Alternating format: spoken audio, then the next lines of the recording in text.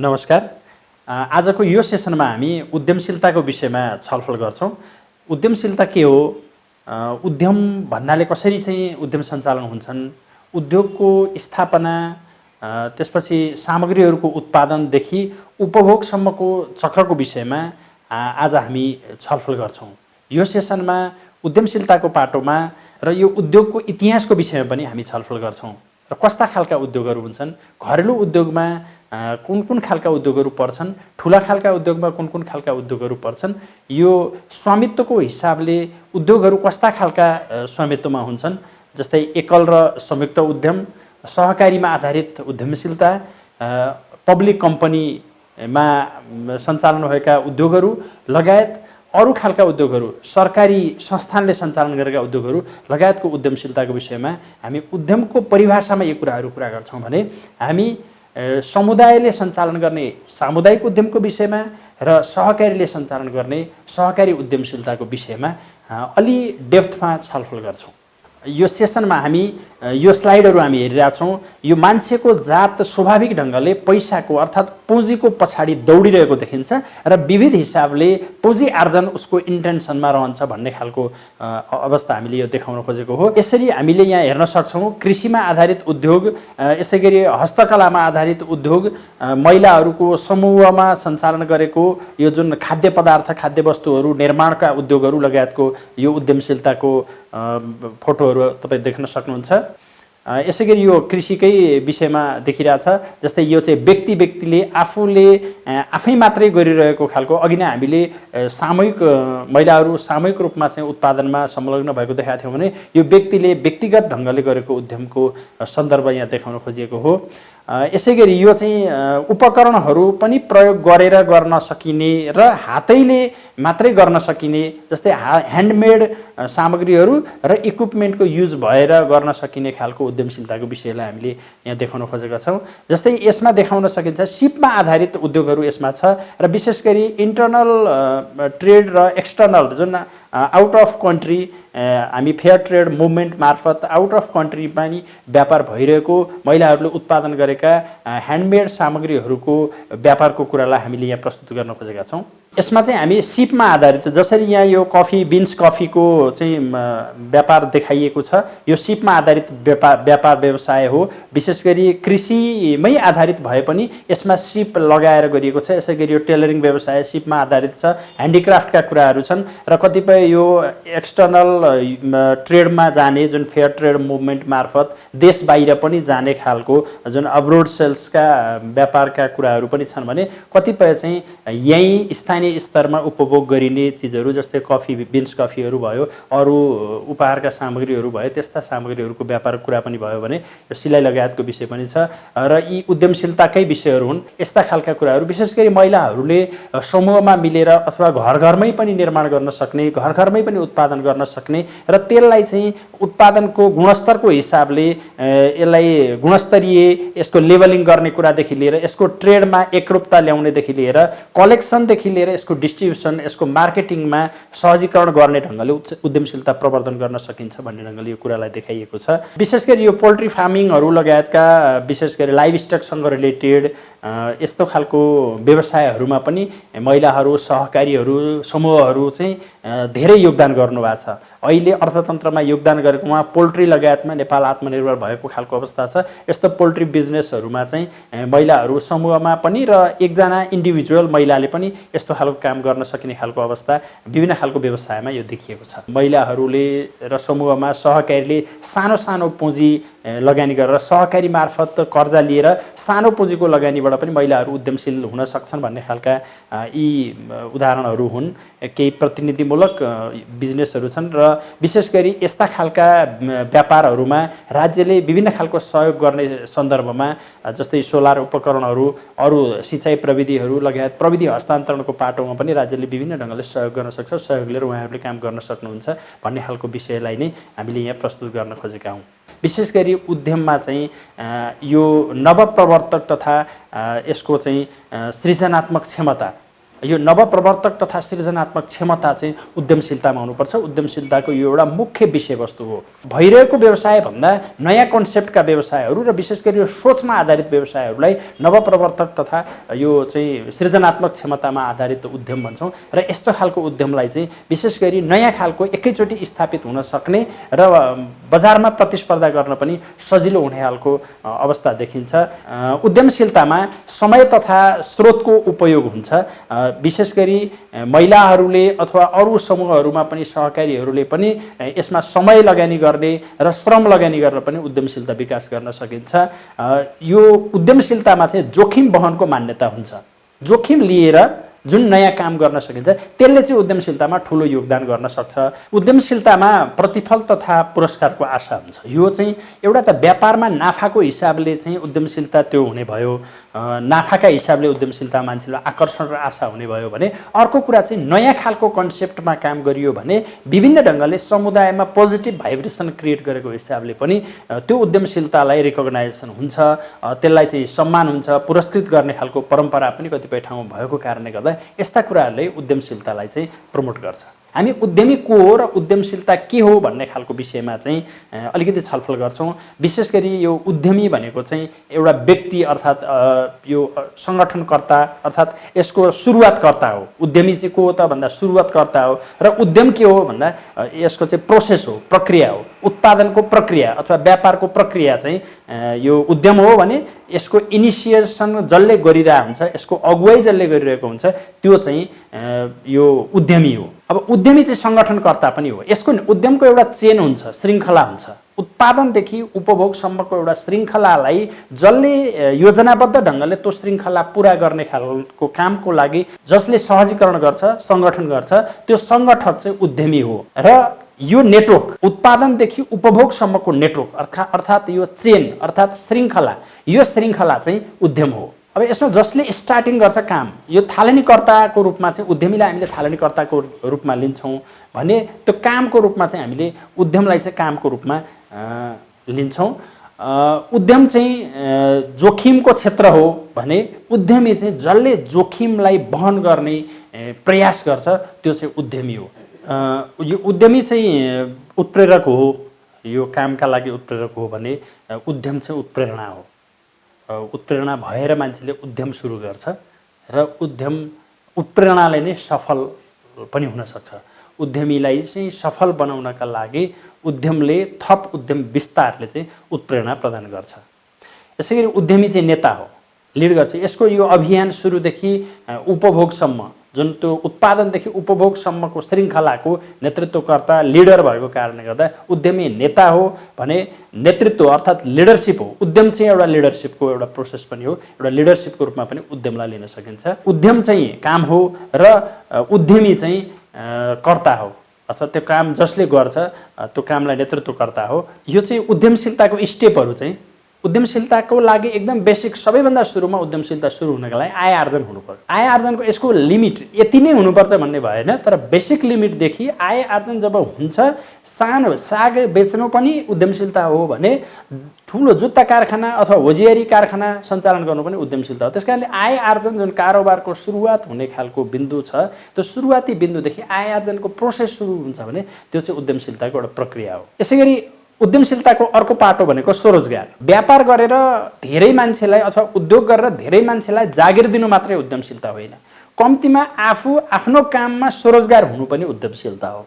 अहिले त हामी त उद्यमशीलता भन्ने बित्तिकै कतिजना मजदुरलाई चाहिँ काम दिया छौँ अथवा कतिवटा चाहिँ कति ठुलो कारोबार छ भन्ने कुरालाई हेर्छौँ, तर त्यो होइन। आफू आफ्नो कामका लागि जागिर खान अन्त जानु नपरिकन आफ्नो व्यवसायमा आफै सस्टेन भएको छ, आफ्नो उत्पादनमा आफै सस्टेन भएको छ भने त्यो पनि उद्यमशीलता हो। जब सामान्य उत्पादनको कुरा आफ्नो ठाउँमा रह्यो, त्यो पनि उद्यमशीलताको एउटा पाटो रह्यो भने एउटा सामान उत्पादकबाट उपभोक्तासम्म लगिदिने एउटा व्यवसाय जसले गर्छ, जसले त्यो सेवा को काम गर्छ त्यो पनि उद्यमशीलता हो। त्यो सेवामूलक उद्यमको रूपमा लिइन्छ र त्यसलाई पनि उद्यमशीलताको एउटा पाटोमा हेर्छौँ। र विशेष गरी यो आय आर्जन स्वरोजगार र उद्यमशीलता, आय आर्जन हुँदै स्वरोजगार हुँदै उद्यमशीलताको सम्म जाने यो प्रक्रियालाई चाहिँ हामी एउटा उद्यमशीलताको स्टेपको रूपमा लिन सक्छौँ। यो चाहिँ टाइप्स अफ एन्टरप्रेन्योरसिप अर्थात् टाइप्स अफ बिजनेसको रूपमा यहाँ चाहिँ प्रस्तुत गरिएको छ। यसमा चाहिँ म्यानुफ्याक्चरिङ अर्थात् प्रोडक्सनको कुरा छ, यसलाई हामी उत्पादन भन्छौँ। यसै गरी सर्भिस सेवा, यो उद्योगहरू चाहिँ एउटा मुख्य गरी उत्पादनमूलक उद्योग हुन्छ अर्थात् उत्पादनमूलक उद्यम हुन्छ। यसै गरी सेवामूलक उद्यम हुन्छ। मैले अघि नै पनि भने एउटा उत्पादकले उपभोक्तासम्म त्यो उत्पादन भएको वस्तुलाई पुर्याइदिएको छ भने त्यो पनि आफैमा अर्को एउटा उद्यमशीलता हो। त्यसलाई हामी सेवामूलक उद्यम भन्छौँ। अर्को व्यापारको कुरा छ। उद्यम जुन एक ठाउँमा व्यापारिक केन्द्र सञ्चालन गरेर अथवा व्यापारिक एजेन्ट बनेर अथवा व्यापारिक पोइन्टको रूपमा चाहिँ उत्पादकदेखि उपभोक्तासम्मको कनेक्सन गरिदिने खालको काम जसले गर्छ त्यसलाई चाहिँ ट्रेडिङ अर्थात् व्यापारमूलक चाहिँ उद्यमशीलताको रूपमा हामी लिन्छौँ। यसै गरी अर्को चाहिँ यो म्यानुफ्याक्चरिङ एन्ड ट्रेडिङ कम्पोजिट भनेर गरिन्छ। यसलाई चाहिँ संयुक्त ढङ्गले दुईटै काम गर्छ, जसले उत्पादन पनि गर्छ र यसको चाहिँ सेवाको रूपमा पनि काम गर्छ भने यस्तो खालकोलाई चाहिँ यो खालको उद्यमशीलतालाई चाहिँ म्यानुफ्याक्चरिङ एन्ड ट्रेडिङ एन्टरप्रेन्योरसिपको रूपमा पनि हामी लिन सक्छौँ। यसलाई चाहिँ ठुला खालका उद्यमशीलताहरू विशेष गरी आफ्नै संरचनाबाट उत्पादन पनि गर्ने र आफ्नै श्रृङ्खलाबाट बिक्री वितरण पनि गर्ने, सम्पूर्ण कुरा उपभोक्तासम्मै आफ्नै श्रृङ्खलाबाट लैजाने खालको यस्ता खालका उद्यमशीलता चाहिँ यो श्रेणीमा पर्छन्। यो चाहिँ उत्पादन व्यवसायको विषयमा मैले अघि नै पनि भने। उत्पादन व्यवसायको विषयमा चाहिँ यो उत्पादनसँग सम्बन्धित क्रियाकलापमा आबद्ध भएको, जुन साग उत्पादन गर्नेदेखि लिएर चाउचाउ उत्पादन गर्नेसम्मको यो कुरा चाहिँ सबै उत्पादनसँग रिलेटेड भयो। यसै गरी मुख्य गरी यसमा उत्पादन भई सङ्ख्यात्मक र गुणात्मक ढङ्गले नाफा कमाउने काम चाहिँ यो उत्पादनमा जुन बेसिक लेभलमा उत्पादनमा चाहिँ काम गर्ने मान्छेहरूले एउटा लेभलको नाफा चाहिँ उत्पादकहरूले पनि राम्रो खालको नाफा कमाउँछन् र विशेष गरी समाजवादी अर्थव्यवस्थामा चाहिँ उत्पादकले नै बढी नाफा कमाउनु पर्छ भन्ने खालको अभ्यास पाइन्छ। बिक्री व्यवसायको सहजकर्ता अर्थात् मध्यस्थकर्ताको सेवामूलक व्यापारको कुरा हुने भयो। यो सेवामूलक व्यापारमा चाहिँ आफू उत्पादनमा सहभागी हुँदैन र उसले आफू उपभोग पनि गर्दैन, तर उत्पादकदेखि उपभोक्तासम्मको सहजीकरण गरिदिन्छ। यस्तो सहजीकरण चाहिँ नेपाल लगायत थुप्रै देशहरूमा ठुलो ठुलो खालको व्यापार चाहिँ यो क्षेत्रमा व्यापार छ र यसलाई चाहिँ यसले यो क्षेत्रले बढी नाफा कमाउने खालको अवस्था भयो भने उत्पादकले भन्दा पनि बढी नाफा चाहिँ यो क्षेत्रले कमाउँदाखेरि चाहिँ यसलाई बिचौलिया र दलाल व्यवसायको रूपमा पनि हेरिन्छ, व्याख्या विश्लेषण गरिन्छ। त्यसो हुँदा यस्तो खालको कामहरू पनि सहकारीहरूले अथवा समूहहरूले आफैले गरियो भनेदेखि यसले अर्थतन्त्रलाई टेवा पुर्याउँछ र उत्पादकलाई पनि बढी लाभ दिने काम गर्छ। र यस्ता खालका समूहहरूले सहकारीहरूले सञ्चालन गर्ने यो खालको सेवामूलक व्यापार अर्थात् मध्यस्थकर्ताको यो खालको व्यापारले चाहिँ उपभोक्तालाई पनि सजिलो हुन्छ भन्ने हिसाबले विशेष गरी सहकारीमा आधारित उपभोक्ता भण्डारहरू, उपभोक्ता पसलहरू, उपभोक्ता चाहिँ थोक बिक्री केन्द्रहरू सञ्चालन गर्ने खालको कन्सेप्ट पनि यसैमा आएको हो। यसमा जस्तै फेन्सी पसलहरू भयो, निर्माण सामग्रीहरू भयो, कतिपय चाहिँ यो आधारभूत उपभोग्य सामग्रीहरू जुन टिभी, कम्प्युटर, मोबाइलदेखि लिएर ग्रोसरी सञ्चालन गर्नेदेखि लिएर यस्ता खालका कामहरू पनि सहकारीहरूले सञ्चालन गर्न सकिन्छ र गरिरहेका पनि छन्। अब अर्को सेवामूलक व्यवसाय जुन त्यो सहकारीको आधारभूत प्रिन्सिपलमा सदस्यहरूलाई सम्पूर्ण खालको सेवा चाहिँ सहकारीले हामी आफै दिन्छौँ भन्ने ढङ्गले सेवामूलक कामहरू पनि गरिरहनु भएको हुन्छ। यसलाई सेवामूलक व्यवसायको रूपमा लिन्छौँ र सेवा दिए बापत सेवाग्राहीसँग पैसा लिएर त्यो काम हुन्छ। सामान्य साइबर सञ्चालन गरेर साइबरमा आएको एकजना क्लाइन्टले फोटोकपी प्रिन्ट गरेकोदेखि लिएर इन्टरनेट सेवा उपभोग गरेको कुरादेखि लिएर अरू ठुलो ठुलो खालको कामहरू, कन्सल्टेन्सी सर्भिसहरूदेखि लिएर अरू टेक्निकल कामहरू सपोर्ट गरिदिएका विषयहरूलाई पनि हामी सेवामूलक व्यवसायको रूपमा लिन सक्छौँ। यस्ता खालका कामहरूलाई पनि यस्तो वुमेन एन्टरप्रेन्योरसिप ग्रुपहरूदेखि लिएर कोअपरेटिभहरूले यस्तो खालको सेवामूलक कामहरू पनि गर्नुहुन्छ। यो सेवामूलक चाहिँ जस्तै तालिम भयो, प्रशिक्षणहरू भयो, यस्ता खालका कामहरू पनि यो सेवामूलक व्यवसायमै पर्छन्।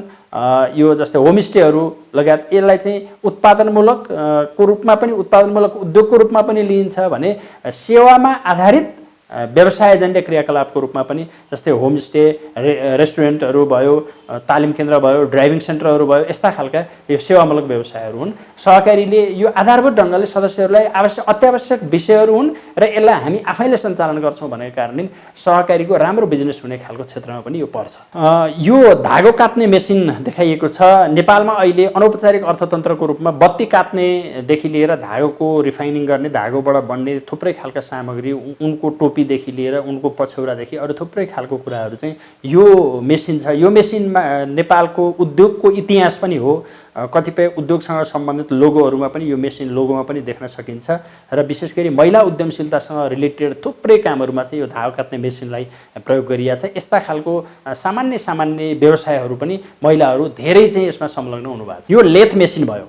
धागो काट्ने मेसिनबाट अलि परिष्कृत भइसकेपछि यो लेथ मेसिन बनेको छ। यसमा चाहिँ अरू मेसिन उपकरणहरूमा प्रयोग हुने साना उपकरणहरू चाहिँ निर्माण गर्ने र मर्मत गर्ने कामका लागि यो मेसिन, लेथ मेसिन प्रयोग गरिन्छ। सियो बनाउनेदेखि लिएर अरू थुप्रै खालका यो कृषिमा प्रयोग हुने कृषि औजारहरू बनाउने, मर्मत गर्ने लगायतका कामहरू पनि गर्ने चाहिँ यो सानातिना उपकरणहरू पनि बनाउने, सुरु निर्माण गर्ने र मर्मत गर्ने काम गर्ने मेसिन पनि भएको कारणले यसलाई फादर अफ मेसिन अर्थात् मेसिनको पनि यसलाई चाहिँ मेसिन निर्माण गर्ने मेसिन भएको कारणले गर्दा लेथ मेसिनलाई चाहिँ फादर अफ मसिन पनि भनिन्छ। यो उद्यमशीलता प्रवर्धनका स्रोतहरू चाहिँ विभिन्न खालका स्रोतहरू छन्। उद्यमशीलताको इतिहास लामो छ।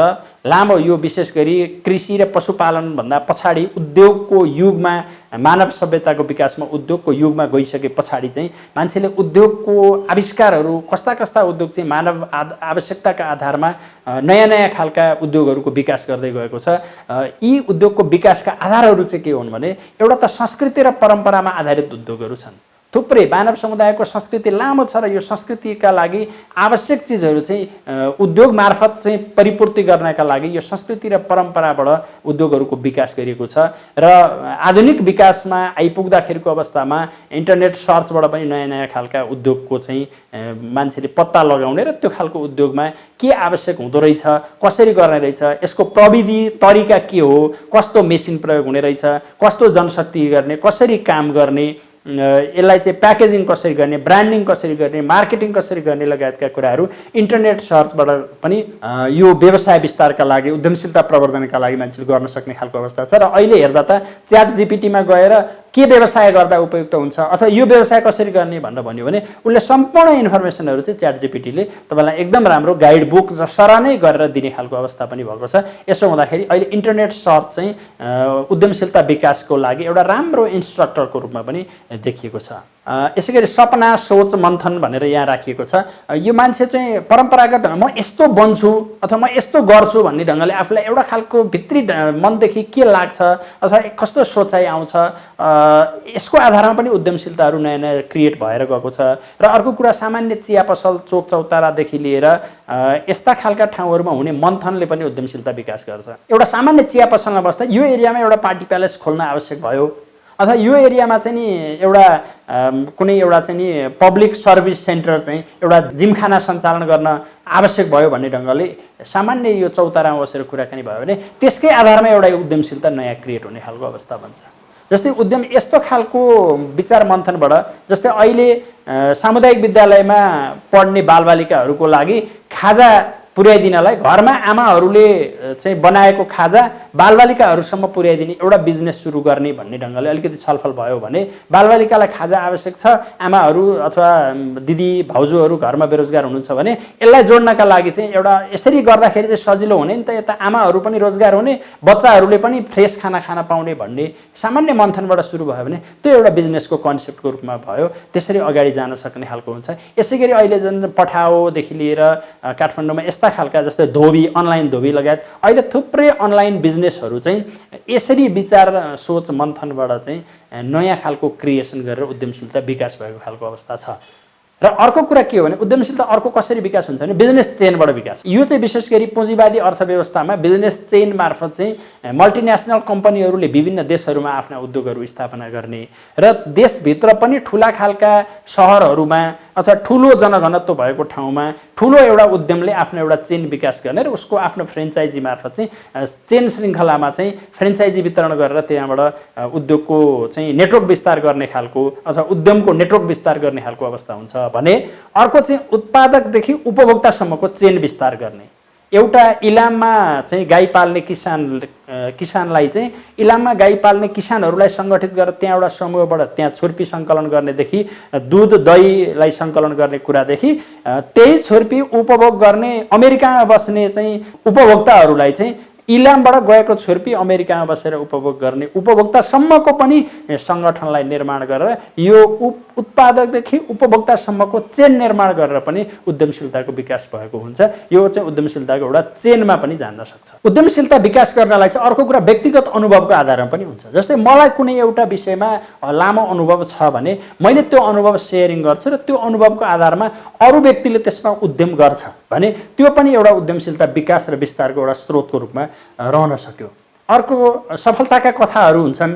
एउटा कोही मान्छेले सफलता कुनै एउटा सानो विषयमा सफलता पाएको कथा सुनाइरहेको हुन्छ भने त्यो सफलताको कथा सुनेर हेरेर पढेर पनि अरू मान्छेले त्यही क्षेत्रमा अथवा त्यस्तै अर्को कुनै क्षेत्रमा चाहिँ उद्यमशीलता म गर्छु, यस आई क्यान भन्ने ढङ्गले एउटा नयाँ खालको चाहिँ उद्योगको कन्सेप्ट लिएर अथवा उद्यमको कन्सेप्ट लिएर आफैलाई स्वरोजगार हुनका लागि अथवा अरूलाई रोजगारी प्रदान गर्नका लागि पनि उद्यमशीलता विस्तार गर्ने खालको काम गरेको हुन्छ। यो पनि एउटा उद्यमशीलता विस्तारको अर्को एउटा सोच हो। कतिपय उद्योगहरू अर्थात् उद्यमशीलता चाहिँ यो प्रदर्शनी अथवा मेलाहरूबाट निर्माण हुन्छ। जस्तै एउटा फुल खेतीसँग इन्ट्रेस्टेड मान्छे फुल मेलामा गयो भने उसले त्यो फुलसँग फुलको उत्पादनसँग रिलेटेड हुने थुप्रै कुराहरूमा उद्यमशीलता खोज्न सक्छ। त्यो फुलको चाहिँ नि गमला निर्माण गर्ने उद्योगको विषय हुन सक्यो, त्यो फुललाई कट फ्लावर बनाएर चाहिँ नि बुकीको रूपमा विस्तार गर्न सक्ने कुरा अथवा त्यसलाई चाहिँ नि उपहारको रूपमा लैजान सक्ने व्यवसायको रूपमा विस्तार गर्न सकिन्छ कि अथवा फुलको नर्सरी स्थापना गर्न सकिन्छ कि यस्ता विभिन्न खालको एउटा महोत्सव अथवा मेलामा कोही एउटा मान्छे उद्यम गर्ने सोच भएको मान्छे गयो भने उसले त्यहाँबाट सयौँ खालका उद्योगको चाहिँ सपनाहरू लिएर जान सक्छ, योजनाहरू बनाएर जान सक्छ र यस्ता मेला महोत्सवहरूबाट नयाँ उद्यमीहरू जन्मिन सक्छन् र उद्यमशीलताको कन्सेप्ट विकास भएर जान सक्छ। यो अब उद्यमका आधारभूत पक्षहरू चाहिँ के हुन् त भन्ने विषयमा चाहिँ जान चाहन्छु। यो उद्यमको चाहिँ मुख्य गरी यो चारवटा आधारभूत पक्ष हुन्छ। यो जनशक्ति अर्थात् म्यान पावर, पुँजी मनी, प्रविधि मेसिन र बजार अर्थात् मार्केट। उद्यमशीलताको चारवटा मुख्य तत्त्वहरू भनेको फोएम भन्न पनि हेर्न सकिन्छ। म्यान पावर, मनी, मसिन र मार्केट अर्थात् मेकानिजम, यो चारवटा कुरा चाहिँ उद्यमशीलताका मुख्य पक्षहरू हुन्।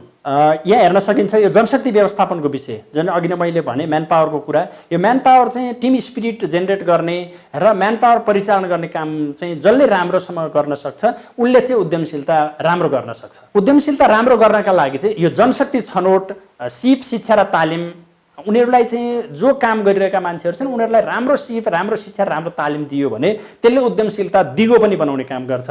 र उद्यमशीलतामा आर्थिक तथा भौतिक सुरक्षा र बिमाको कुरा महत्त्वपूर्ण हुन्छ। जसले मान्छेले चाहिँ त्यो उद्यमसँग जोडिएर म आर्थिक र भौतिक ढङ्गले पनि सुरक्षित छु र मेरो यहाँ बिमादेखि लिएर पछाडिको पेन्सन लगायतका कतिपय कुराहरू पनि म यहाँबाट सुरक्षित छु भन्ने भयो भने त्यो उद्यमी पनि राम्रोसँग सस्टेन हुन्छ, त्यो उद्यमशीलता पनि राम्रोसँग जान सक्छ। यसै गरी यो उद्यमशीलता दिगो हुनका लागि चाहिँ जस्तै सम्झौता कार्यविवरणहरू प्रष्ट हुनुपर्छ। यसोभन्दा फेयर ढङ्गले काम गर्दाखेरिको अवस्थामा चाहिँ उद्यमशीलतासँग जोडिएका मान्छेहरू, उद्यमसँग जोडिएका मान्छेहरू चाहिँ एकदम ढुक्क हुने खालको अवस्था बन्छ। फेयर जुन स्वच्छ पारदर्शी हुने खालको कामहरू पनि हुन्छ र यसमा काम गर्ने मान्छेहरूलाई चाहिँ विशेष गरी यो प्रोत्साहन, प्रेरणा र पुरस्कारले मान्छेलाई यो व्यवसायप्रति अथवा यो कामप्रति म समर्पित भएर काम गर्छु भने एउटा म्यान पावरलाई मोटिभेट गर्ने खालको काम चाहिँ गर्छ। नत्र श्रम शक्तिले चाहिँ त्यो व्यवसायमा मोटिभेट भएर काम गर्दा पछि उसलाई के हुने त भन्ने खालको कुरा पनि हुन्छ। त्यो हुँदा उनीहरूलाई चाहिँ प्रोत्साहन, पुरस्कारका कुराहरू लियो भनेदेखि राम्रो हुन्छ। श्रमिकहरूमा कुनै खालको अप्ठ्याराहरू भयो भने अथवा व्यवस्थापनले पनि कुनै कमी कमजोरी गर्यो भने यो क्षमा माग्ने अथवा प्रायश्चित गर्ने खालको संस्कार आफूले पनि सुरु गर्नुपर्छ र कर्मचारीहरूले पनि कमजोरी गरियो भने उनीहरूलाई क्षमा दिने, प्रायश्चित गर्न अवसर दिने खालको संस्कार गरियो भने म्यान पावरको चाहिँ व्यवस्थापनमा, श्रम शक्तिको व्यवस्थापनमा चाहिँ सजिलो हुन्छ। नीतिगत ढङ्गले स्पष्ट हुनुपर्छ। यो जस्तै कोअपरेटिभले चलाएको होस् अथवा कम्युनिटीले चलाएको होस् अथवा जो कसैले चलाएको भए पनि यो उद्यम चाहिँ कसरी जान्छ त भन्ने, यसका नीतिगत पक्षहरू के हुन् भन्ने खालको विषयमा सबै नीतिगत स्पष्टता भयो भने एकदमै सजिलो हुन्छ। अब यो अघि नै पनि विषय मैले उठाएँ, भविष्यप्रतिको निश्चिन्तता। जो मान्छेले काम गरिरहेका छन्, काम गर्ने श्रमिकहरूलाई पनि त्यो उद्यमसँग सम्बन्धित भएर भविष्यप्रति ढुक्क हुनु पर्यो र उद्यम सञ्चालक पक्ष जुन छ उसलाई पनि यो श्रम शक्तिले मेरो उद्यममा बेइमानी गर्दैन भन्ने ढङ्गको उस दुवै पक्षलाई चाहिँ निश्चिन्तता भयो भने उद्यम र उद्यममा काम गर्ने म्यान पावरको दीर्घकालीन ढङ्गले चाहिँ त्यो सम्बन्ध सुनिश्चित हुन्छ। अब यसमा सर्वेक्षण, समीक्षा, निरीक्षण र मूल्याङ्कन यो चाहिँ के आवश्यक छ भन्ने खालको कुरो सर्वेक्षण पनि भइरहनु पर्यो र कस्तो ढङ्गले काम भयो त, गरेको कामको नियमित ढङ्गले, आवधिक ढङ्गले समीक्षा पनि हुन जरुरी छ र काम भइरहेको वर्किङ प्लेसदेखि लिएर मार्केटदेखि लिएर यी सबै कुराको निरीक्षण र मूल्याङ्कन भइरहनु पर्यो। निरीक्षण गर्छ तर त्यसको मूल्याङ्कन व्यवस्थित ढङ्गले गर्दैन भने त्यो उद्यम पनि दीर्घकालीन ढङ्गले चाहिँ राम्रो ठाउँमा जान सक्दैन। त्यसो हुँदा यो समीक्षा, निरीक्षण र मूल्याङ्कनको प्रणाली चाहिँ यसलाई व्यवस्थित ढङ्गले र नियमित ढङ्गले गरिरहनु पर्छ र नीति नियमहरूको कार्यान्वयनको पाटो पनि संस्थाले बनाएका नीति नियमहरू मात्रै नभएर अरू हिसाबले पनि, जस्तै राज्यका कानुनहरूलाई पनि व्यवस्थित ढङ्गले सञ्चालन गर्नका लागि नीति नियमको कार्यान्वयनको पाटोलाई पनि व्यवस्थित गर्नुपर्छ र विशेष गरी सबै खालका नीति नियमहरू, कानुनहरू, संस्थागत संरचनाहरूमा श्रम पक्षधर्ताको कुरा चाहिँ आउँछ र समानताको नीति सबै ठाउँमा लिनुपर्छ। यो ढङ्गले अगाडि जाँदाखेरि चाहिँ उद्यमशीलता प्रवर्धनमा सकारात्मक ढङ्गको योगदान हुन्छ। यो अब उद्यमशीलताको यो दिगोपनाको विषय छ। यो उद्यमशीलताको दिगोपनाका लागि चाहिँ काममा हस्तक्षेप नगर्ने वातावरण चाहिन्छ कि यो अब संस्थाहरू सानो सानो इन्डिभिजुअल इन्टरप्रेनरसिपमा होस् अथवा चाहिँ कोअपरेटिभ इन्टरप्रेनरसिपमा अथवा चाहिँ अरू कम्युनिटी बेस्ड इन्टरप्रेनरसिपमा चाहिँ हस्तक्षेप गर्ने वातावरण चाहिँ हुनु भएन। जो वर्किङ टिम छ त्यसलाई चाहिँ म्यानेजमेन्ट कमिटी अथवा चाहिँ ओनरसिप पक्षले चाहिँ हस्तक्षेप गर्ने खालको अवस्था हुनु भएन। त्यहाँ भएको वर्किङ स्टाफहरू as a CEO, as a working स्टाफहरू सबैलाई चाहिँ फ्रिली काम गर्ने खालको वातावरण बनाउनुपर्छ। त्यो चाहिँ उद्यमहरूको दिगोपनाको एउटा आधार हो। यसै गरी अब टिमवर्कको कुरा छ। संसारभरि 101 ढङ्गले सफल भएका उद्यमहरूको चाहिँ ब्याकग्राउन्ड पार्ट हेर्ने हो भने, पछाडिको यसको सफलताको कारण खोज्ने हो भने सबैभन्दा मुख्य पक्ष भनेको चाहिँ त्यो टिमवर्क नै हो। त्यसको मानव स्रोत व्यवस्थापनको पाटोलाई सबैभन्दा बढी चाहिँ टिमवर्कको व्यवस्थापनको कोणबाट हेर्दाखेरि चाहिँ ह्युमन रिसोर्स म्यानेजमेन्टलाई चाहिँ सबैभन्दा इम्पोर्टेन्ट फ्याक्टरको रूपमा हेरिन्छ। हुन चाहिँ त्यसमा अब स्यालेरीको पाटो अथवा इन्भेस्टको पाटो पनि महत्त्वपूर्ण हो, तर हायरार्की मेन्टेनदेखि लिएर टिमवर्कको कुरा चाहिँ सबैभन्दा महत्त्वपूर्ण विषयमा लिइन्छ। अब उद्यमको लागि यो सबै अरू विषयहरू जस्तै जुन त्यो ह्युमन रिसोर्स म्यानेजमेन्टको विषय पछाडि चाहिँ अर्को विषय भनेको त्यो ह्युमन रिसोर्सलाई सस्टेन गराउने कुरा पनि अथवा प्रोडक्ट जेनेरेट गर्ने कुरा, प्रोडक्सन बढाउने कुरालाई पनि इम्पोर्टेन्ट पाटो भनेको त पुँजीकै कुरा हो हैन। मनी अर्थात् पुँजी, इन्भेस्ट नै महत्त्वपूर्ण कुरा हो। अब यो पुँजी विभिन्न ढङ्गले निर्माण गर्न सकिन्छ। पुर्ख्यौली सम्पत्तिलाई इन्भेस्ट गरेर पनि उद्यम गर्न सकिन्छ। अब कर्जा सापटी लिएर पनि गर्न सकिन्छ। जोसँग आफ्नो इन्भेस्ट गर्ने क्यापिटल फन्ड छैन उनीहरूले चाहिँ बैङ्क, वित्तीय संस्था, सहकारीहरूबाट पनि बिउ पुँजी लिएर अथवा कर्जा सापटी लिएर पनि उद्यम गर्न सकिन्छ। र कतिपय इन्टरप्रेनरसिपको लागि विशेष गरी यो नवप्रवर्तन उद्यमहरूको लागि चाहिँ सरकारले सिधै पुँजीगत अनुदान नै दिएर पनि उद्योग सञ्चालन गर्ने खालको वातावरण बनाएको देखिन्छ। बनाउने अभ्यास हामी नेपालमै पनि त्यो खालको अभ्यास छ। स्थानीय सरकारहरू र प्रदेश सरकारले, सङ्घीय सरकारले, यी तिनै तहका सरकारले यो नवप्रवर्तन उद्यमहरूको लागि पुँजीगत अनुदान दिने खालको अभ्यास पनि छ। अर्को पुँजी निर्माणका लागि चाहिँ इन्डिभिजुअल इन्टरप्रेनरसिप अर्थात् व्यक्तिगत ढङ्गले उद्यम गर्नलाई पुँजी निर्माण गर्न सम्भव भएन भने सामूहिक ढङ्गले व्यवसाय गर्नका लागि व्यक्ति मिलेर एउटा पुँजी साझा फन्ड निर्माण गरेर त्यो फन्डलाई इन्भेस्ट गरेर चाहिँ उद्यम सञ्चालन गर्न पनि सकिन्छ। अब यो उद्यममा एउटा आर्थिक स्रोत व्यवस्थापनको एउटा चाहिँ कलेक्टिभ प्लानिङ हुनुपर्छ। त्यो कलेक्टिभ प्लानिङ बेगर चाहिँ उद्यम विकास योजना अथवा आर्थिक विकासको योजना निर्माण हुन सक्दैन। यसको लागि चाहिँ खरिद योजना सुरुमा यो एउटा व्यवसाय सञ्चालन गर्न उद्यम सञ्चालन गर्नका लागि यसको लागि खरिद योजना निर्माण हुनु पर्यो। तपाईँ खरिद योजना कच्चा पदार्थ खरिदको योजना हुनु पर्यो, सिप अथवा लेबर जुन त्यसमा लाग्छ त्यसको स्किलको खरिद योजना हुनु पर्यो, म्यान पावरको खरिद योजना हुनु पर्यो र म्यान पावर स्किल त्यसै कच्चा पदार्थ ल्याएर त्यो उद्योग व्यवसायमा लगानी गरिसके पछाडि त्यसको आधारमा चाहिँ प्रफिट लिने हो। त्यसकारणले उद्यम योजनामा सबैभन्दा महत्त्वपूर्ण योजना खरिद योजना हो र त्यो खरिद योजना सँगसँगै त्यो व्यवसायमा चाहिँ श्रम र सिप परिचालनको पनि एकदम व्यवस्थित ढङ्गले योजना बनाउन जरुरी छ। कहिलेकाहीँ कच्चा पदार्थ हुन्छ, ह्युमन रिसोर्स पनि हुन्छ, तर उसँग स्किलफुल ह्युमन रिसोर्स हुँदैन र उसलाई चाहिँ त्यहाँ कोहीसँग स्किल हुन्छ, त्यो क्यापिटल हुँदैन। त्यसकारणले यसको चाहिँ अलिकति योजनाबद्ध ढङ्गले परिचालनको गर्नुपर्छ।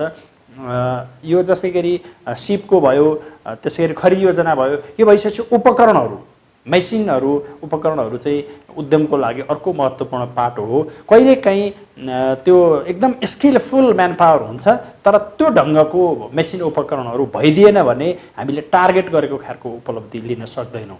त्यसकारणले टार्गेट प्रोडक्सनको लागि त्यो क्वालिटीको मेसिनहरू हुन जरुरी छ र यी सबै पाटो भइसके पछाडि यसको सुरक्षाको यो बिजनेसको सुरक्षाको हुनु पर्यो, सुरक्षाको योजना भन्नु पर्यो। सुरक्षाको योजना चाहिँ तपाईको भौतिक ढङ्गले सुरक्षाको योजना हुनु पर्यो, त्यसको सामाजिक ढङ्गले सुरक्षाको योजना हुनु पर्यो। त्यो अरू कुनै हिसाबले प्रब्लम भयो भने जस्तै बिमा लगायतका विषयले पनि त्यो सुरक्षाको योजना हुनु पर्यो। कतिपय उद्योगहरू रासायनिक ढङ्गले सुरक्षाको योजना बनाउनु पर्ने खालको अवस्था पनि हुनसक्छ, केमिकल्ली प्रोटेक्टेड बनाउनु पर्ने हुनसक्छ।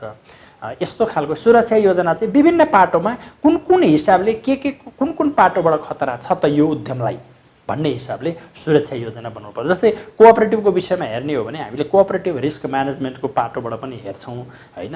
यसमा चाहिँ नि यो कति चाहिँ लगानी गर्ने, सहकारी संस्थाले कति लगानी राख्ने, यसको चाहिँ नि तरलतामा कति राख्ने, अरू खालको पाटोमा चाहिँ जसरी हामीले बाह्य ऋण कति राख्ने, यी लगायतका कुराहरूको सुरक्षा योजना बनाउनुपर्छ सहकारी सञ्चालन गर्न भने जस्तै। अरू खालको व्यवसायमा पनि कृषिको व्यवसायको सुरक्षा योजना एउटा खालको हुन सक्ला भने अर्को जुत्ता चप्पल उत्पादनको योजना भयो भने एउटा खालको छुट्टै खालको सुरक्षा योजना हुनसक्छ। कतिपय उत्पादन भइसकेको सामग्रीहरूको भण्डारणको विषयदेखि लिएर अरू पाटोबाट पनि सुरक्षा योजनाहरूलाई चाहिँ अलि मिहिन ढङ्गले विश्लेषण गर्न जरुरी छ। अब यसै गरी यो उपकरण र चाहिँ यो अरू खालको जस्तै ह्युमन रिसोर्स क्यापासिटीको पनि स्तर वृद्धि गर्नुपर्छ, उपकरण इक्विपमेन्टहरूको पनि स्तर वृद्धि गर्नुपर्छ। अहिले एउटा प्रोडक्सन भइरहेको एउटा उपकरणबाट गरिएको छ भने त्यो बिजनेसको दिगोपनाका लागि, त्यो उद्योगको दिगोपनाका लागि उपकरण त्योभन्दा अपडेटेड उपकरणहरू ल्याउनु पर्यो, मास प्रोडक्सन गर्ने खालको उपकरणहरू ल्याउनु पर्यो। त्यसै गरी स्किलफुल म्यान पावर पनि अहिलेको यो अवस्थामा एउटा स्किलको म्यान पावरले काम गर्छ भने अलि पछाडि अर्को भिन्न खालको स्किल, योभन्दा अपग्रेडेड र अपडेटेड स्किल चाहिँ हुनुपर्छ। त्यसकारण उनीहरूको सिपमा पनि स्तर वृद्धिको योजना बनाउनुपर्छ। हामीले यी सबै खालका योजनाहरू बनाएर जब एउटा प्रोडक्ट उद्यमले एउटा प्रोडक्टहरू हामीले ल्याउँछौँ, त्यो प्रोडक्ट कहिलेकाहीँ चाहिँ बजारमा ब्रान्डिङ नभइदिन सक्छ, बजारमा यसले अपेक्षित ढङ्गले मुनाफा आर्जन नगर्न सक्छ। त्यसकारणले हामीले उद्योगबाट तयार भएको कुनै उत्पादनलाई बजारमा आफ्नै विशिष्टतासहित बिक्री हुने खालको अवस्था, बजारमा आफ्नै विशिष्टतासहित पहिचान बनाएर उपभोक्तासम्म जाने खालको अवस्था निर्माण गर्नका लागि उत्पादनको ब्रान्डिङ हुन जरुरी छ। कुनै पनि जस्तै एउटा साबुन भनियो भने एउटा आयुर्वेदिक साबुन छ, तितेपातीको साबुन उत्पादन गर्नुभएको छ भने तितेपातीको साबुन भनेर भन्ने बित्तिकै एउटा उपभोक्तालाई तितेपातीको साबुन भनिसकेपछि त्यसको चाहिँ सुगन्धमा तितेपातीको सुगन्धको लेभल कति बनाउने, त्यो साबुन प्रयोग गरिसके पछाडि चाहिँ नि त्यो साबुनले चाहिँ हाम्रो शरीरमा कुन खालको चाहिँ नि रोगहरू नाश गर्न सक्ने खालको क्षमता त्यसको हुन्छ अथवा त्यसको इम्प्याक्ट कस्तो हुन्छ भन्ने खालको एकैचोटि इम्प्रेसन पर्ने गरी एउटा ब्रान्डिङ हुन जरुरी छ। र मान्छे जुन उपभोक्ताहरूमा एउटा जुन इमेज सुरुमा बन्छ त्यो इमेजलाई कन्टिन्यू ढङ्गले जाने गरी त्यसको गुणस्तरमा एकरूपता लगायतका पाटोमा त्यसको चाहिँ रङमा ब्रान्डिङ, जस्तै त्यसको कभरमा ब्रान्डिङ गरेर जाने कुरा, त्यसको चाहिँ फ्लेभरमा ब्रान्डिङ गरेर जाने कुरा, त्यसको इम्प्याक्टमा ब्रान्डिङ गरेर जाने कुरा, यी समग्र पाटोहरूलाई चाहिँ ब्रान्डिङको पाटोमा हामीले ध्यान दिनुपर्छ। यस्तो भयो भने उद्यमको दिगोपना हुन सक्छ। ब्रान्डिङ गर्न सकिएन भने प्रतिस्पर्धात्मक बजारमा नयाँ उद्यमको नयाँ उत्पादन सस्टेन नहुन पनि सक्छ। यसै गरी उत्पादनहरूको चाहिँ बजार निर्धारण गर्ने चाहिँ नि एउटा चाहिँ आफू नयाँ प्रोडक्ट चाहिँ मार्केटमा आइसके पछाडि त्यो प्रोडक्टले बजारमा आफ्नो अस्तित्व कस्तो निर्धारण गर्छ भन्ने खालको त्यसको प्लानिङ हुनुपर्छ र त्यो प्लानिङ अनुसार चाहिँ इम्प्याक्ट भयो कि भएन आवधिक रूपमा चाहिँ त्यसको रिभ्यू गर्नुपर्छ, पुनरावलोकन गर्नुपर्छ। यदि त्यो खालको भएन भने त्यो उत्पादनले चाहिँ अपेक्षा गरेको अनुसारको बजारमा उसको अस्तित्व निर्धारण गर्न सकेन भने के कारणले त्यो अस्तित्व निर्धारण गर्न सकिएन भन्ने खालको रिसर्च गर्नुपर्छ र त्यसको आधारमा उत्पादनलाई पुनरावलोकन गर्नुपर्ने खालको अवस्था भयो भने पुनरावलोकन गर्ने खालको योजना पनि निर्माण गरेर जानुपर्छ। यसलाई चाहिँ समग्रमा यो आर्थिक स्रोत व्यवस्थापनको योजना अर्थात् सिङ्गो उद्यमको चाहिँ फाइनेन्सियल प्लानिङको रूपमा यसलाई चाहिँ समग्र उद्यमको योजना, उद्यमशीलताको समग्र आर्थिक योजनाको विषयमा हामीले यसलाई व्यवस्थित गरेर जान सक्छौँ। व्यवस्थित खालको उद्यमशीलताका लागि तीनवटा कुरा चाहिँ महत्त्वपूर्ण ढङ्गले सन्तुलन मिलाउनुपर्छ। एउटा उत्पादनमा श्रम सम्बन्धको, जब एउटा कुनै उद्यममा उत्पादनको विषयमा त्यसको श्रम सम्बन्धको सन्तुलन मिलाउन सकेनौँ भने त्यो उद्यम दीर्घकालीन ढङ्गले जान सक्दैन। अर्को विषय चाहिँ सेवा र समन्वयमा चाहिँ वर्ग सम्बन्ध मिलाउन सक्नुपर्छ। सेवा र समन्वयमा वर्ग सम्बन्ध मिलाउन सक्नुपर्छ। कुनै पनि उत्पादनले त्यसले टार्गेट कम्युनिटीमा जो उपभोक्ताहरू छन् त्यसलाई चाहिँ गर्ने सेवामा र त्यो सरकारवालाहरूसँगको समन्वयमा त्यसले सन्तुलनको सम्बन्ध ल्याउन सकेन भने त्यो उद्यम सही ढङ्गले अगाडि नजान सक्छ। त्यसो हुँदा यो सन्तुलनको काममा पनि ध्यान दिन जरुरी छ। अर्को पाटो बिक्री वितरणमा बजार सम्बन्धको ख्याल गर्नुपर्छ। बजारको मागको अवस्था कस्तो छ, बजारको अर्थतन्त्रको अवस्था कस्तो छ, कम्युनिटीले कुन खालको प्रोडक्टहरू कुन खालको प्राइसमा चाहिँ माग गरिरहेको छ, अथवा हाई क्वालिटीको सामान मागिरहेको छ अथवा हाई क्वालिटीको मूल्य चाहिँ मागिरहेको छ। मूल्यमा ध्यान दिने वा गुणस्तरमा ध्यान दिने, यी विषयहरूमा चाहिँ बजारको सम्बन्ध, बजारको माग कस्तो छ त्यो विषयलाई ध्यान दिनुपर्छ। अभियसली गुणस्तरमा त ध्यान दिनै परिहाल्यो, निश्चय नै गुणस्तरमा ध्यान दिनै पर्छ। गुणस्तर सँगसँगै बजारको अर्थात् उपभोक्ताको क्रय शक्तिको विश्लेषण गरेर अर्थतन्त्रको अवस्थाको विश्लेषण गरेर पनि उत्पादन र मूल्य निर्धारणमा ध्यान दिन जरुरी छ। अब यो उद्यम परिचालनको अलिकति रणनीतिक पाटोहरूमा कुरा गर्दाखेरि चाहिँ यो विश्वासिलो आर्थिक योजना, बलियो आर्थिक योजना बनाउनुपर्छ। कुनै एउटा नयाँ प्रोडक्ट मार्केटमा आउँदै गर्दाखेरिको अवस्थामा त्यसको फाइनेन्सियल भायबिलिटी चाहिँ स्ट्रेन्थ हुनुपर्छ भन्ने लाग्छ। त्यो भएन भनेदेखि उद्यमशीलता चाहिँ सही ढङ्गको लिड हुन सक्दैन, त्यो उद्योग ठिक ठाउँमा जान सक्दैन। यसै गरी यो ब्रान्ड निर्माण र निरन्तरताको कुरा मैले अघि नै पनि भने, जुन उत्पादनले ब्रान्ड निर्माण गर्नुपर्छ र त्यो हरेक पटकको मास प्रोडक्सनमा त्यो ब्रान्डको क्वालिटी चाहिँ कन्टिन्यू ढङ्गले जानुपर्छ, त्यही एउटै क्वालिटीको कन्टिन्युटी हुनुपर्छ। ब्रान्ड भ्यालु र ब्रान्ड एम्बेसडर चाहिँ जुन कतिपय हामीले ब्रान्ड निर्माण गरेका हुन्छौँ त्यसमा चाहिँ कोही सेलिब्रिटीलाई लिएर आएर ब्रान्ड एम्बेसडरको रूपमा राखेर त्यसको प्रमोट गरिराखिया हुन्छ। त्यसो गर्दाखेरिको अवस्थामा कतिपय चाहिँ एकदमै म्याच नहुने खालको प्रमोसन भइरहेको हुन्छ। तपाईँको एउटा कुनै प्रोडक्ट एउटा चाहिँ तपाईँले तितेपातीको झोलबाट जुन केमिकललाई विस्थापित गर्ने गरी तपाईँ जैविक विषादी बनाउनु भएको छ भने त्यो जैविक विषादीको प्रयोग चाहिँ एकजना किसानलाई ब्रान्ड एम्बेसडर बनाएर त्यो जैविक विषादीको चाहिँ प्रवर्धन गर्न सक्नुहुन्छ, विज्ञापनको मोडलिङ गराउन सक्नुहुन्छ। तर त्यही चिजमा एकजना मोडललाई लिएर गएर, अझ एकजना अभिनेतालाई लिएर गएर अथवा एकजना कलाकारलाई लिएर गएर मोडलिङ गराउनु भयो भने त्यो चाहिँ राम्रो टिकाउ योजना भएन। त्यसको मार्केट प्रमोसनको योजना चाहिँ त्यति धेरै चाहिँ पोजिटिभ ढङ्गले जाँदैन। यस्ता खालका योजनाहरू बनाउँदा बजार रणनीति निर्माण गर्दाखेरि त्यो माइन्डमा स्ट्याम्पिङ भन्छ कि, छाप लगाए जस्तो ठ्याक्क दिमागमा, उपभोक्ताको दिमागमा छाप लाग्ने ढङ्गले जान पर्यो। त्यस्तो त्यो ढङ्गको स्ट्याम्पिङ हुनु पर्यो। त्यो खालको चाहिँ प्रवर्धनको, बजार प्रवर्धनको योजना बनाउनुपर्छ। र यो चाहिँ ब्रान्डहरू उत्तरदायी ब्रान्ड हुनुपर्छ। हामीले जुन ब्रान्ड निर्माण गर्छौँ, उत्पादन भएका सामग्री जुन ब्रान्ड निर्माण गर्छौँ, त्यसमा कुनै खालको कमी कमजोरी भयो भने उत्पादकले त्यसको रेस्पोन्सिबिलिटी लिनुपर्छ, उत्तरदायित्व लिनुपर्छ र यो सामानको गुणस्तर यो कारणले यस्तो भयो, यो प्रति चाहिँ हाम्रो कम्पनी यो हिसाबले हामी जिम्मेवार छौँ, जवाफदेही छौँ, यसको चाहिँ यसमा प्रयोग गरिएका चाहिँ कच्चा पदार्थहरूको गुणस्तर यो हो र यसको चाहिँ प्रोडक्ट हामी यो ढङ्गले जान्छौँ भन्ने ढङ्गले गुणस्तरमा जवाफदेही हुनुपर्छ। उत्पादन भएको सामग्री चाहिँ यो उपभोक्ताहरूलाई चाहिँ अपनत्व बोध हुने खालको हुनुपर्छ। यो चाहिँ मेरो आफ्नै हो है, मैले आफैले प्रयोग गर्ने चिज हो यो भन्ने खालको कुरा चाहिँ त्यो प्रमोसन गर्ने तपाईँको विज्ञापनहरूमा अरू पोस्टरहरू बनाउनुहुन्छ अथवा अरू के गर्नुहुन्छ त्यो खालका सामग्रीहरूमा चाहिँ त्यो उपभोक्ताले झट्ट हेर्दाखेरि यो मेरै लागि हो भन्ने खालको अनुभूति हुनुपर्छ। जस्तै एकदमै प्रशस्त माइलेज दिने मोटरसाइकलको विषयमा एउटा विज्ञापनको मोडलिङ गरिएको छ भने एउटा मध्यमवर्गीय व्यक्तिले अफिस जाने ओहोरदोहोर गर्ने खालको गतिविधिलाई देखाएर विज्ञापन बनाइयो भने त्यो प्रोडक्टको बजार प्रवर्धनका लागि त्यो खालको विज्ञापन चाहिँ एकदम राम्रो खालको सन्देश दिने खालको हुनसक्छ। यो टाइपको चाहिँ उत्पादनको बजारीकरणका लागि बजार रणनीति निर्माण गर्दा यो खालको प्रचार प्रसारको प्रवर्धनको योजना पनि बनाउन जरुरी छ। बजार हेर्दाखेरिको अवस्थामा यो उत्पादनको बजार चाहिँ लोकेसनको आधारमा, बजारको लोकेसनको आधारमा चाहिँ हाम्रो लक्षित बजार कहाँ हिमाल हो कि पहाड हो कि तराई हो कि अथवा कुन क्षेत्रमा हो त्यो ढङ्गको चाहिँ नि हामीले बजार प्रवर्धन बनाउँदाखेरि भौगोलिक क्षेत्रलाई पनि ध्यान दिएर बजार प्रवर्धनको योजना बनाउनुपर्छ।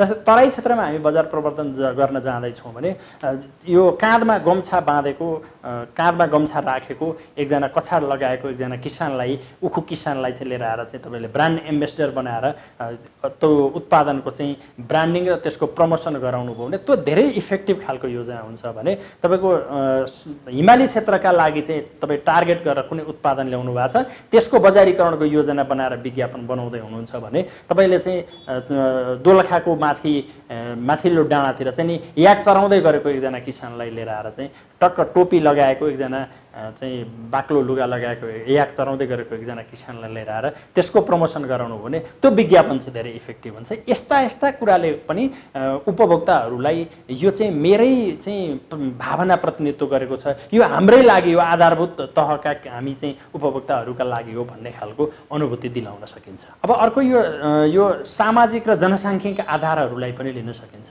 जस्तै महिलाहरूको लागि चाहिँ नि लक्षित गरिएको खालको कतिपय सामग्रीहरूको विज्ञापन त्यही ढङ्गले महिलाहरूलाई त्यो पनि बढी सङ्ख्या भएको कस्तो वर्गको महिला छ त्यो महिलालाई चाहिँ नि ब्रान्ड एम्बेसडर बनाएर त्यो खालको प्रचार प्रसार गराउन सकिन्छ भने पुरुषको अथवा वैवाहिक स्तर जस्तै विवाहितहरूको हो भने विवाहित जस्तै घरको विज्ञापन गर्नु पर्यो, घरको कलरको विज्ञापन, घरमा कस्तो खालको रङ लगाउने भनेर रङको विज्ञापन गराउनु पर्यो भने कम्तीमा बालबच्चा श्रीमान श्रीमती सबै एकै ठाउँ बसेर खुसी भएको खालको चाहिँ नि एउटा खालको त्यस्तो भाव आउने गरी चाहिँ विज्ञापनको प्लानिङ गरियो भने अथवा प्रवर्धनात्मक सामग्रीहरूको पोस्टर अथवा अरू केही हुनसक्छ त्यस्तो प्रवर्धनात्मक सामग्री गरियो भने तपाईँको उत्पादनलाई पब्लिकमा अथवा उपभोक्ताको दिमागमा बस्ने गरी चाहिँ नि प्रचार प्रसार गर्नलाई सकिन्छ। यसले बजार रणनीति निर्माणमा धेरै इफेक्टिभ पक्ष हो। अब अर्को चाहिँ नि तपाईँ आवश्यकताको चाहनाको हिसाबले जस्तै तपाईँ अहिले धेरैभन्दा धेरै मान्छेहरूलाई इन्डक्सन चुलो प्रयोग गरौँ भन्ने म्यासेज दिन सकियो भने ग्यास लगायतका थुप्रै कुराहरू जुन बाहिरबाट जुन ग्यास पेट्रोलियम पदार्थहरू बाहिरबाट आयात गरेर लिएर आउनु पर्ने त्यसको तीव्र मूल्य वृद्धि हुने खालको अवस्था छ भने यस्तो बेलामा इन्डक्सन चुलो चाहिँ आम मान्छेको आवश्यकताको विषय हुन सक्छ। आम मान्छेको चाहिँ आवश्यकताको विषय हुन सक्ने यस्ता खालका कुराहरूको विज्ञापनमा जाँदाखेरिको अवस्थामा यो चाहिँ सर्वेको आधारमा यो मात्रै नभएर अरू थुप्रै खालको कुरा पनि पब्लिकको धेरैभन्दा धेरै मान्छेको आवश्यकताको विषय के छ त्यो विषयलाई प्रस्तुत गरेर त्यसको आधारमा चाहिँ प्रवर्धनात्मक योजना बनाइयो भने त्यसले पनि बजारको दिगोपनाका लागि चाहिँ साथ दिन सक्छ। अब यो जनसम्पर्कको विषय चाहिँ उद्यमशीलताको दिगोपनाका लागि जनसम्पर्कको विषय धेरै महत्त्वपूर्ण विषय हो। सानो व्यवसायदेखि लिएर ठुलो कर्पोरेट हाउसहरूको पनि पब्लिक रिलेसन अर्थात् जनसम्पर्कको व्यवस्थापन चाहिँ त्यो उद्यमको दिगोपनाको एउटा महत्त्वपूर्ण आधार हो। यो जनसम्पर्कमा चाहिँ तपाईँ मिडिया रिलेसन, किनभने सानो सानो कुराहरू नयाँ प्रोडक्टहरू आयो भने नयाँ प्रोडक्ट आएको छ है भनेर पब्लिकमा जाने कुरादेखि लिएर साना केही मिस्टेकहरू भयो भने मिस्टेकहरूको करेक्सनको विषयदेखि लिएर उपभोक्ताहरूको फिडब्याकलाई चाहिँ नि एकदम राम्रो ढङ्गले कम्पनीले सम्बोधन गर्ने कुरा, यी धेरै कुराहरू चाहिँ त्यो त्यो उत्पादन गरिएको वस्तुको बजार सम्बन्धको विषय चाहिँ महत्त्वपूर्ण हुन्छ। यसमा मिडिया रिलेसनको पाटो चाहिँ धेरै महत्त्वपूर्ण हुन्छ। यसमा चाहिँ ध्यान दिन जरुरी छ। यसै गरी उत्पादनहरूको प्रदर्शनीहरू उत्पादनहरूले चाहिँ स्पोन्सर गरिदिने, अब हाम्रो उत्पादनको लेभल अनुसार जस्तै अब कोअपरेटिभ फार्मर्सहरूको अथवा इन्डिभिजुअल सानातिना व्यवसायहरूले हो भने त प्रदर्शनीहरू ठुल्ठुलो प्रदर्शनीमा चाहिँ नि त्यसको स्पोन्सर गरिदिने अवस्था त नहुन सक्छ। तर प्रदर्शनीहरूमा चाहिँ आफ्नो ब्रान्डको पनि सहभागिता गर्ने, सहभागिताका लागि पनि प्रदर्शनीहरूमा जाने, प्रदर्शनीमा गएर एउटा स्टल राखेर केही समय राखेको छ भने त्यो स्टलबाट बिक्री भएन भने पनि उपभोक्ताहरूमा यो उत्पादन पनि रहेछ है भन्ने हुन्छ। जस्तै महिला समूहहरू अथवा सहकारीहरूले चाहिँ नि सल बनाएको अवस्था छ, होजियारीहरू बनाएको अवस्था छ, गिफ्ट आइटमहरू केही उत्पादन गर्नुभएको छ भने प्रदर्शनीहरूमा ठाउँ तपाईँले राखिदिनु भने मान्छेले त्यो प्रदर्शनीमा राखेको ठाउँबाट तपाईँको भिजिटिङ कार्ड लिएर गएर पछि कल गरेर तपाईँलाई यो प्रोडक्ट चाहियो भनेर भन्न सक्नुहुन्छ। अथवा उहाँहरूलाई चाहिँ यस्तो खालको कामहरू यो महिला कोअपरेटिभले अथवा यो महिला समूहले गरेको रहेछ भन्ने खालको इम्प्रेसन हुन्छ। त्यसले गर्दा चाहिँ अरू ठाउँमा उद्यमशीलता प्रवर्धन उहाँहरूले पनि त्यो खालको उद्यम गर्न सक्ने सम्भावना पनि रहन्छ। मान्छेमा इम्प्रेसन परिसके पछाडि उहाँहरूले गुगल सर्च गर्नु होला, युट्युबमा सर्च गर्नु होला, अरू पाटोबाट सर्च गरेर पनि त्यो खालको खोजेर यो पाटोमा चाहिँ उद्यमशीलताको पाटोमा प्रदर्शनीहरूले धेरै राम्रो काम गर्छ। र ठुलो खालको उद्योगको तर्फबाट त्यस्तो खालको ठुलो उद्योगको उत्पादनको प्रवर्धन गर्नुपर्ने छ भने यस्ता विभिन्न खालका सम्मेलनहरू, प्रदर्शनीहरू, मेला महोत्सवहरूमा स्पोन्सरको रूपमा गएर ठुलो स्पोन्सर अथवा कुन लेभलको स्पोन्सर छ स्पोन्सरसिप गर्यो भने पनि त्यसले चाहिँ तपाईँको व्यवसाय प्रवर्धनका लागि धेरै महत्त्वपूर्ण काम गर्न सक्छ। जस्तै उपभोक्ताकोमा आफै गएर, जस्तै कम्पनीको तर्फबाट उपभोक्ताकोमा आफै गएर पनि उत्पादनहरूको प्रवर्धन गर्न सकिन्छ। जस्तै तपाईँको रासायनिक विषादीलाई विस्थापन गरेर तपाईँको जैविक विषादी उत्पादन गरिएको अवस्था छ भने जैविक विषादीको जुन प्रोडक्टहरूलाई चाहिँ गाडीमा राखेर तपाईँको फार्महरूमै लिएर गएर गोलबना फार्ममा अथवा चाहिँ तपाईँ आलु खेती भइरहेको ठाउँमा अथवा अरू कुनै खेती भइरहेको ठाउँमा फार्ममै गएर यो विषादी चाहिँ यसरी परीक्षण गरिन्छ भनेर खेतमै तपाईँ तरकारीहरूमा स्प्रे गरेर नै त्यो तपाईँ ट्रायल गरेर देखाएर गर्नु भने त्यसले चाहिँ उपभोक्ताहरूमा त्यसको पोजिटिभ इम्प्रेसन पर्न सक्छ र त्यसले तपाईँको बजार रणनीतिमा चाहिँ यो खालको तरिका पनि इफेक्टिभ तरिका हुनसक्छ। यहाँ एउटा पिक्चर तपाईँ देखिरहनु भएको छ। यसमा चाहिँ पैसा पठाएको र पैसा लिएको सन्दर्भ छ। यो पैसा पठाउन सजिलो रेमिट भनेर, यो रेमिटको विज्ञापनको सन्दर्भ हो। रेमिटको विज्ञापनमा त पैसा सजिलैसँग लिन सकिन्छ भन्ने खालको हो। यो पिक्चरको इम्प्रेसनले पनि तपाईँ यो रेमिट विश्वासिलो छ, यो रेमिटले पठाउने बित्तिकै पाउनेले तुरुन्तै पाउँछ भन्ने खालको म्यासेज। जस्तै यस्तो खालको डिजाइनबाट यो खालको क्वालिटीले चाहिँ यसलाई सेयरिङ गर्यो भने यो धेरै इफेक्टिभ हुनसक्छ। यो एउटा चाहिँ ठुलो साइजको चाहिँ चक्लेट हो भन्ने विज्ञापन हो। यो चक्लेट चाहिँ खास ट्रक साइजको भनेर यो चक्लेटको विज्ञापन छ। यो ट्रक साइजको भनेर सिङ्गो ट्रकमा जुन ढङ्गले यो चाहिँ यो विज्ञापनको डिजाइन बनाइएको छ, यो होर्डिङ बोर्डमा राखिने विज्ञापन हो। यो विज्ञापन हेर्नासाथ नै यो चक्लेटप्रतिको पब्लिकको इम्प्रेसन अर्थात् उपभोक्ताको इम्प्रेसन चाहिँ यो चक्लेट चाहिँ ठुलो साइजको छ भन्ने खालको इम्प्रेसन हुन्छ। यस्ता खालका इम्प्रेसिभ डिजाइनहरू चाहिँ यो बजार रणनीतिमा चाहिँ एकदम इम्पोर्टेन्ट हुन्छ। अब यो विज्ञापनको मोडलिङ छ। यो जुन कुरकुरे अथवा कुरमुरे भन्छौँ हामी, चिप्सको एउटा विज्ञापन हो। यो चिप्सको विज्ञापन चाहिँ जसरी यो कपडामै टाँसिएको जुन खल्तीको रूपमा नै छ भने यो चाहिँ यो उपभोक्ताले जुनसुकै बेला पनि एकदमै आफ्नो सबैभन्दा मनपर्ने खाजाको रूपमा चाहिँ आफूसँगै राख्छ भन्ने म्यासेज दिनका लागि यो विज्ञापन बनाएको छ। यो ब्रान्ड स्ट्याम्पिङको स्ट्राटेजी अनुसार चाहिँ यस्तो खालको बजार प्रवर्धनको योजना बनाएको। यसलाई चाहिँ यो सबै खालको चाहिँ उत्पादनहरूमा सबै जुन इन्डिभिजुअल इन्टरप्रेन्योरसिपको होस् अथवा कोअपरेटिभ अथवा अरू धेरैले पनि यो खालको रणनीति लिँदाखेरि चाहिँ राम्रो हुन्छ। उद्यमको दिगोपनाका लागि यो बजार रणनीतिमा यो टाइपको विज्ञापनहरू पनि धेरै महत्त्वपूर्ण हुन्छ। अब हामी उद्यमशीलता विकास गर्नका लागि चाहिँ सरोकारवाला अर्थात् साझेदारहरू चाहिँ को हौँ त भनेर भन्दा समग्र सिङ्गो राज्य उद्यमशीलता विकासका लागि सरोकारवाला हो। यसमा व्यक्ति आफै पनि, जस्तै सरकारले विभिन्न खालका नियम कानुनहरू बनाइदिएको हुन्छ, सब्सिडीको व्यवस्थाहरू गरिदिएको हुन्छ भने जो मान्छेले काम गरिरहेको छ, जो मान्छे उद्यमी छ, उद्यमी पनि त्यो ठाउँमा सम्पर्कमा जानुपर्छ। सम्पर्कमा ऊ जानेदेखि लिएर यो चेन सिस्टममा भएका सबै कार्यालयहरूदेखि यसका विभिन्न निकायहरू, बैंक वित्तीय संस्थाहरूदेखि लिएर सरकारी कार्यालयहरू यो जुन विषयको उद्यमसँग सम्बन्धित सरकारी कार्यालयहरू छन् यी सम्पूर्ण कार्यालयदेखि लिएर सरकारवालाहरूको पनि एउटा साझा सहकार्य हुन जरुरी छ। यो समग्र पक्षको सहकार्य भएको खालको अवस्थामा उद्यमशीलता प्रवर्धन हुन सक्छ, उद्यमीहरू निर्माण गर्न सकिन्छ र यो व्यक्तिगत उद्यमशीलताको विकास मार्फत सामूहिक ढङ्गले उद्यमशीलताको विकास बढाउन सकिन्छ र समग्रमा उद्यमशीलताको विकासले नै राष्ट्र समृद्ध हुन्छ र समृद्ध राष्ट्र निर्माण नै सबैको अहिलेको आजको आवश्यकता हो। हामी सबैको सङ्कल्प समृद्धिका लागि उद्यमशीलता विकास हो। धन्यवाद, नमस्कार।